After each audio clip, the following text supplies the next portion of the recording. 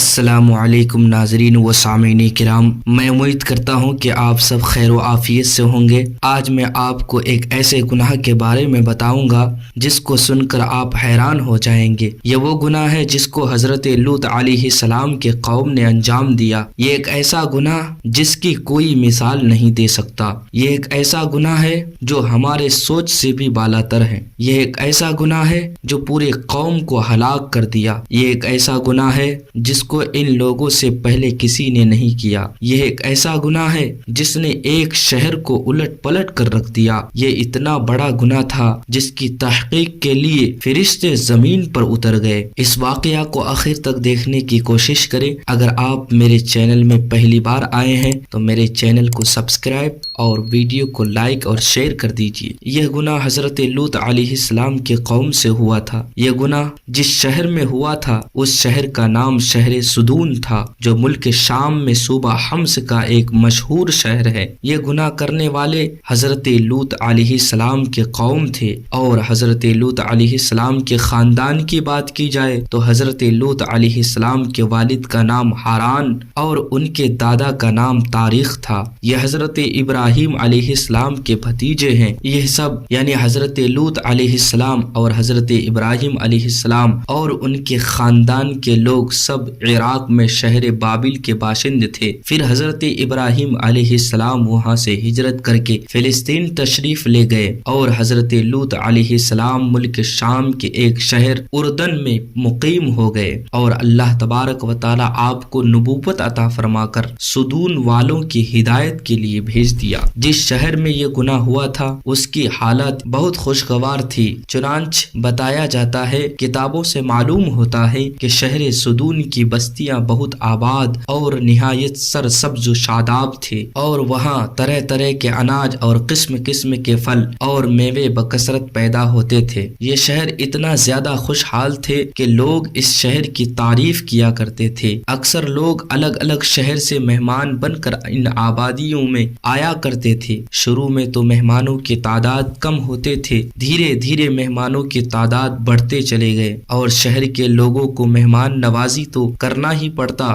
جیسے ہی مہمانوں کی تعداد بڑھ گئی تو شہر کے لوگ مہمان نوازی سے تنگ ہونے لگے اور مہمانوں سے بہت زیادہ پریشان ہو گئے تھے، مگر مہمانوں کو روکنے اور بھگانے کی کوئی صورت نظر نہیں آ رہی تھی، کوئی حل نظر نہیں آ رہا۔ اس ماحول میں ابلیس لعین ایک بوڑھے کی صورت میں نمودار ہوا اور ان لوگوں کو اس پریشانی سے بچنے کے لیے غلط راہ دکھانے لگا، اور ان لوگوں سے کہنے لگا کہ اگر تم لوگ مہمانوں کی آمد سے نجات چاہتے ہو تو اس کی یہ تدبیر ہے کہ جب بھی کوئی مہمان تمہاری بستی میں آئے تو تم لوگ زبردستی اس کے ساتھ بدفعلی کرو۔ چنانچہ سب سے پہلے ابلیس خود ایک خوبصورت لڑکے کی شکل میں مہمان بن کر اس بستی میں داخل ہوا اور ان لوگوں سے خوب بدفعلی کرائی، اور اس بدفعلی کو خوب دلجوئی سے کرنے لگا۔ اس طرح یہ فعل بد ان لوگوں نے شیطان سے سیکھا۔ پھر رفتہ رفتہ اس برے کام کے لوگ اس قدر عادی بن گئے کہ عورتوں کو چھوڑ کر مردوں سے اپنی شہوت پوری کرنے لگے، عورتوں کے بجائے مردوں سے شہوت کرنے لگے، عورتوں کو چھوڑ کر مردوں سے اپنی خواہش پوری کرنے لگے۔ اس واقعہ کو قرآن عظیم کے سورہ اعراف پارہ نمبر 8 میں ذکر فرمایا ہے کہ اپنی قوم سے کہا، وہ بے حیائی کرتے ہو جو تم سے پہلے جہاں میں کسی نے نہ کی، تم مردوں کے پاس شہوت سے جاتے ہو عورتیں چھوڑ کر، بلکہ تم لوگ حد سے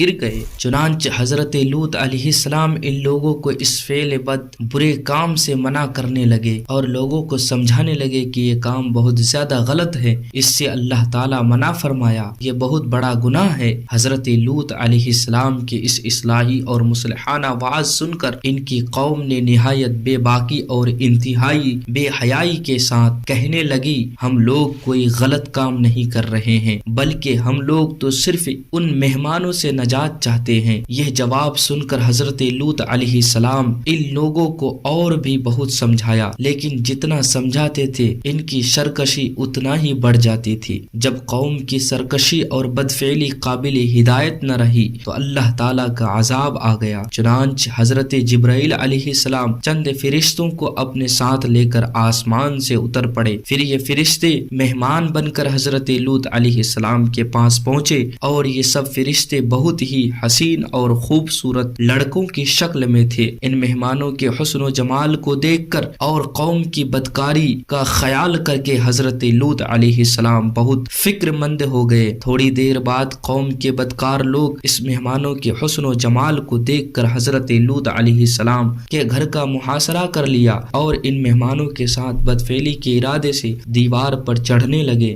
حضرت لوط علیہ السلام نہایت دل سوزی کے ساتھ ان لوگوں کو سمجھایا اور اس برے کام سے منع کرنا شروع کر دیا، مگر یہ بدفعل اور سرکش قوم اپنے بےہودہ جواب اور برے اقدام سے باز نہ آئی، تو آپ اپنی تنہائی اور مہمانوں کے سامنے رسوائی سے تنگ دل ہو کر غمگین اور رنجیدہ ہو گئے۔ یہ منظر دیکھ کر حضرت جبرائیل علیہ السلام نے فرمایا، اے اللہ عز و جل کے نبی، آپ بالکل کوئی فکر نہ کریں، ہم لوگ اللہ کے بھیجے ہوئے فرشتے ہیں جو ان بدکاروں پر عذاب الہی لے کر اترے ہیں، لہذا آپ مومنین اور اپنے اہل و عیال کو ساتھ لے کر صبح ہونے سے قبل ہی اس بستی سے دور نکل جائیں، اور خبردار کوئی شخص پیچھے مڑ کر اس بستی کی طرف نہ دیکھے، ورنہ وہ بھی اس عذاب میں گرفتار ہو جائے گا۔ چنانچہ حضرت لوط علیہ السلام اپنے گھر والوں اور مومنین کو اپنے ساتھ لے کر بستی سے باہر نکل گئے۔ پھر حضرت جبرائیل علیہ السلام اس شہر کی 5 بستیوں کو اپنے پروں پر اٹھا کر آسمان کی طرف بلند ہو گئے اور کچھ اوپر جا کر ان بستیوں کو الٹ دیا، اور یہ آبادیاں زمین پر گر کر